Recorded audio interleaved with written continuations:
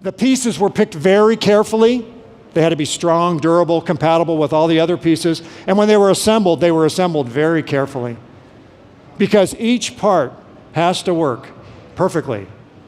Or the goal of this engine, which was to produce 12 million horsepower, wouldn't be achieved. In fact, if one piece failed or didn't do its part, you'd get 0 horsepower. And in some cases on the test stand, 0 horsepower and an explosion. And so your teams might want to follow what we do for exploration teams. We gather the people very carefully first when we can.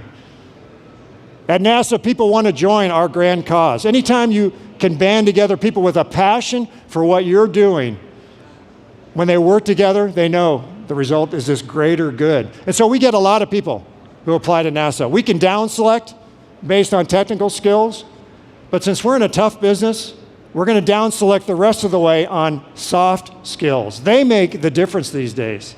It's the soft skills. We're looking for people who be great teammates. They're great communicators. They're incredibly sharp and smart, but they're humble about it. They leave their ego behind. We don't have any place in the cockpit for someone with a big ego in this dangerous environment. And once we have them, we assemble them like we do for the engine very carefully. Each person knows their role, owns their role, and when they perform the role, they know that it's helping us reach the greater goal. They know it's to send 7 of their friends into space and bring them back safely.